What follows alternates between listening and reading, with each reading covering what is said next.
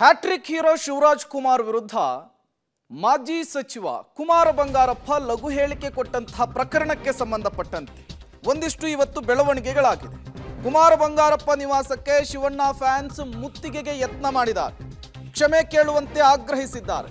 ಧಿಕ್ಕಾರವನ್ನ ಕೂಗಿ ಆಕ್ರೋಶವನ್ನ ವ್ಯಕ್ತಪಡಿಸಿದ್ದಾರೆ. ಬೆಂಗಳೂರಿನ ಸದಾಶಿವನಗರದಲ್ಲಿರುವಂತಹ ಕುಮಾರ ಬಂಗಾರಪ್ಪ ನಿವಾಸದ ಮುಂದೆ ನಡೆದಂತಹ ಹೈಡ್ರಾಮಾ. ನಿರುದ್ಯೋಗಿ ಆಗೋದು ಬೇಡ, ಜಾತ್ರೆಗಳಲ್ಲಿ ಕುಣಿಲಿ ಅಂತ ಹೇಳಿ ಕುಮಾರ ಬಂಗಾರಪ್ಪ ಅವರು ಶಿವಣ್ಣ ಅವರನ್ನ ಉದ್ದೇಶಿಸಿ ಮಾತನಾಡಿದ್ರು.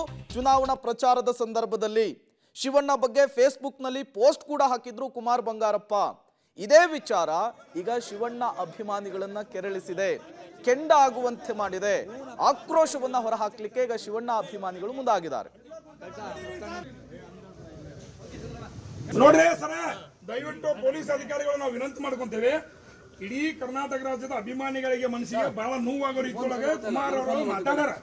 ನಮ್ಮ ಬೇಡಿಕೆಯನ್ನ ಅವ್ರು ಬಂದು ಏನು ಇವತ್ತು ಶಿವರಾಜ್ ಕುಮಾರ್ ಬಗ್ಗೆ, ರಾಜ್ಕುಮಾರ್ ಕುಟುಂಬ ಬಗ್ಗೆ ಅವಹೇಳನಕಾರಿಗೆ ಮಾತಾಡಿ ಅವ್ರ ಮನಸ್ಸಿಗೆ ನೋವಾಗೋಂಗ್ ಮಾಡಿದ್ದ ಇಡೀ ಕರ್ನಾಟಕದ ಇಡೀ ಅಭಿಮಾನಿ. ಶಿವರಾಜ್ ಕುಮಾರ್ ಬಗ್ಗೆ ಅವಹೇಳನಕಾರಿಗೆ ಮಾತಾಡಿದ್ದಾರೆ. ಅದು ಶಿವರಾಜ್ ಕುಮಾರ್ಗೂ ಸಂಬಂಧ ಇಲ್ಲ. ಅವರೊಬ್ಬ ದೊಡ್ಡ ಕಲಾವಿದರು ಬಗ್ಗೆನೇ ಕೇಳ ಮಾತಾಡಿದ್ರೆ, ಆದ್ರಿಂದ ಅವ್ರು ದಯವಿಟ್ಟು ಅವರು ಶಿವಣ್ಣ ಬಗ್ಗೆ ಆಗಲಿ ಮಾತಾಡ್ಕೊಡ್ದು ಅವ್ರು ಕ್ಷಮೆ ಕೇಳಬೇಕು. ಕ್ಷಮೆ ಕೇಳೋವರೆಗೂ ಮುಂದಿನ ಹೋರಾಟ ರೂಪರೇಷ ಎಲ್ಲ ಊರಲ್ಲೂ ಕೂಡ ಮತ್ತೆ ಪ್ರತಿಭಟನೆ ಮಾಡ್ಕೋಬೇಕಾಗತ್ತೆ. ರಾಜಕೀಯ ವಿಚಾರ ಹೆಂಗಾರ ಮಾತಾಡ್ಕೊಳ್ಳಿ. ಶಿವರಾಜ್ ಕುಮಾರ್ ಅವರೊಬ್ರು ಕಲಾವಿದರಾಗಿ ಮಾತಾಡಬಾರ್ದಾಗಿತ್ತು.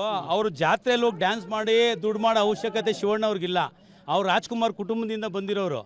ಸಾಕ್ಷಾತ್ ನಟರಾಜ ಬಂದಿವರು ಡ್ಯಾನ್ಸ್ ಹೇಳ್ಕೊಟ್ರು 2 ಸ್ಟೆಪ್ ಹಾಕೋ ಯೋಗ್ಯತೆ ಇಲ್ಲ ಕುಮಾರ್ಗೆ. 2 ಸ್ಟೆಪ್ ಹಾಕೋ ಯೋಗ್ಯತೆ ನಟರಾಜ ಸ್ವಾಮಿಗಳು ಬಂದು ಮಾಡಿದ್ರು. ಅಂಥದ್ರಲ್ಲಿ ಇಷ್ಟೆಲ್ಲ ಒಂದು ಅಭಿಮಾನಿ ಇಟ್ಕೊಂಡು ಅವರು ಜೈಲರ್ ಅಂತ ಒಂದು ಸಿನಿಮಾಲಿ ಎರಡು